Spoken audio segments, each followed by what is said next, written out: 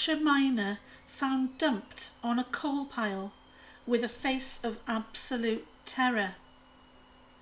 Former police officer Alan Godfrey will never forget the shocking sight that greeted him when he arrived at a West Yorkshire coal yard in 1980. He had been called to the yard in Todmorden, where a man's body had been found. It was absolutely baffling.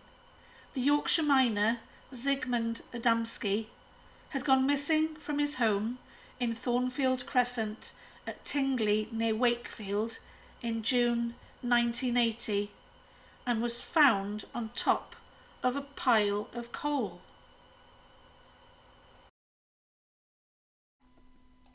Todmorden is connected to Halifax and Manchester, its two closest cities. Todmorden is surrounded by moorland and is located at the confluences of three heavily wooded valleys at the intersection of the wool and cotton trades many years ago, which were the foundation of the town's 18th and 19th century prosperity.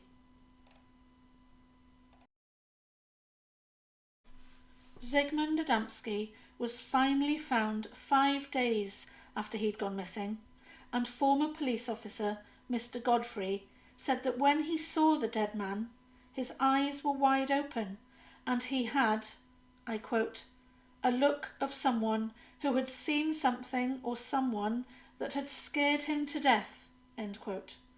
The 56-year-old miner, who was also known as Ziggy, had set off on June the 6th, 1980, to walk to the local shops to buy groceries.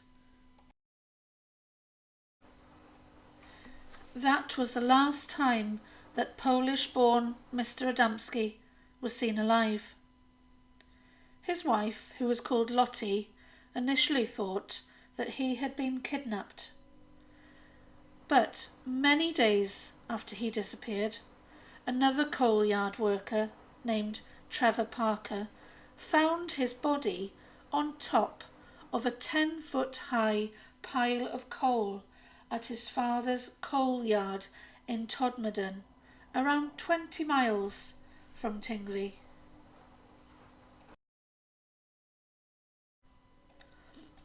When Mr. Adamski was found, he was wearing a suit, but inexplicably his shirt was missing.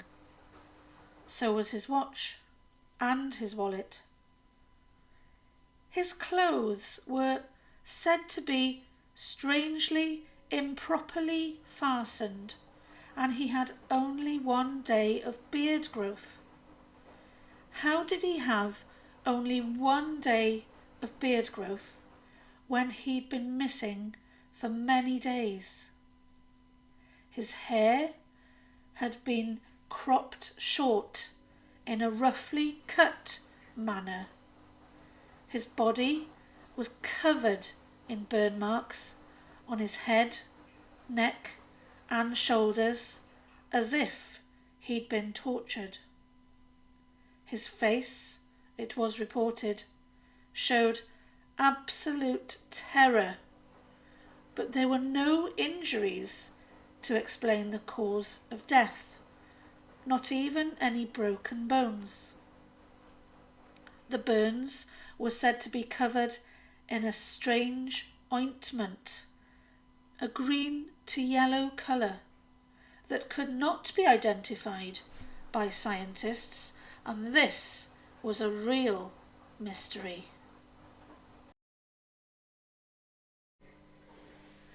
James Turnbull, the coroner who dealt with Zigmund's death, said it's the biggest mystery of his career. Exhaustive checks failed to reveal any record of Zigmund having been treated at any hospital during his missing days. And it was at this point that questions began occurring regarding the origin of this inexplicable ointment and who applied it to Zigmund.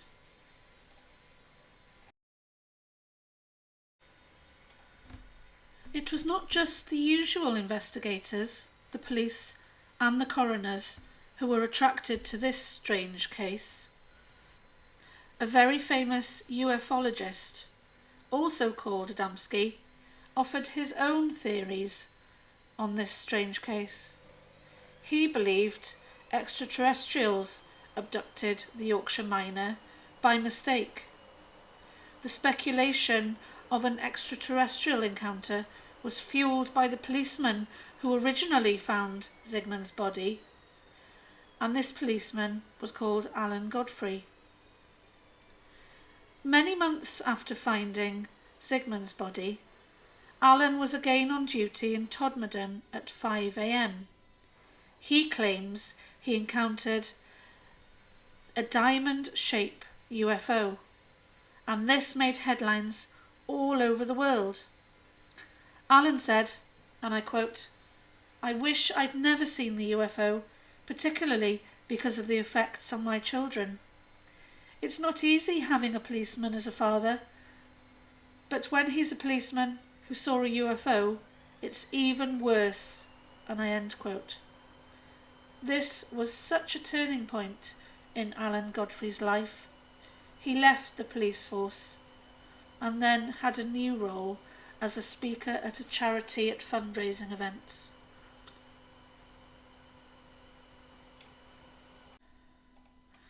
Is there really a link between the UFO that the police officer saw and Adamski's disappearance and ending up inexplicably on that 10-foot high pile of coal?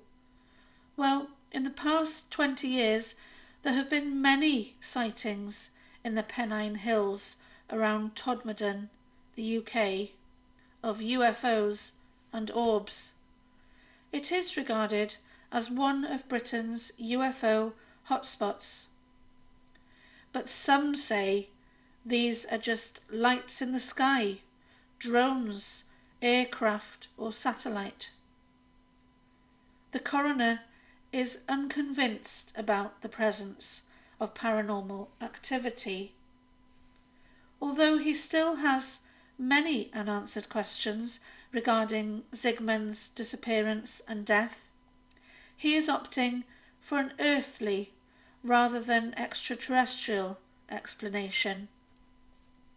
But he does say, and I quote, "In 50 years' time, if we discover aliens have been visiting us and we didn't know about it, then that might give an answer," end quote. But after all these years, Alan Godfrey, the police officer who saw the diamond-shaped UFO, still has no doubts, leaving thoughts of the extraterrestrial in the minds of all those involved. Even more strangely and inexplicably, exactly 100 years before Adamski went missing, another man named William Weedle, who was aged 69 years old, also went missing from Todmorden. Nobody could find him for a month when he was found floating in the Irish Sea. William Weedle had left his home just to go for a walk, and yet he mysteriously disappeared. Nobody knew where he'd gone, nobody could find him, and a month later he was found floating in the sea. William Weedle was found dead, supposedly drowned, but how was it that he was found in the sea, which is over 100 miles from the inland town of Todmorden? So how could Adamski have died? Was it a professional hit? But no coal stains were found on his body or clothes, so how could they have carried him up a 10-foot pile of coal without any stains on his body? There was no evidence to suggest how he died. Did he walk up there to die? But why would he do that? And why would someone torture him with burns, only to climb up a 10-foot high pile of coal and place him on top? What was this strange green gel found on his skin? Why were his clothes improperly worn? Detectives believe he was dressed after death. So why was he naked when killed? Oddly, a herd of cattle went missing on the same day, only to be found miles away in another field. Is this a coincidence, or is this connected? There are many reasons to believe why paranormal or extraterrestrial reasons are behind his inexplicable death. The unidentified green gel that was found on his skin. The lack of evidence to suggest just how he died. The looking like he'd been dropped from a height. The look of terror on his face. And a UFO being seen months later by a police officer, the same police officer who was the detective on his case. This police officer inexplicably had 45 minutes missing time after driving away from the UFO and not even remembering turning on the ignition. I believe the most likely scenario was that Zigmund Adamski was abducted by a UFO and kept aboard for 5 days. Why else would he have burn marks, strange green gel, and seemingly been dropped from a height? But what do you think? Please leave your comments below. May we never forget the strange and mysterious death of Zigmund Adamski.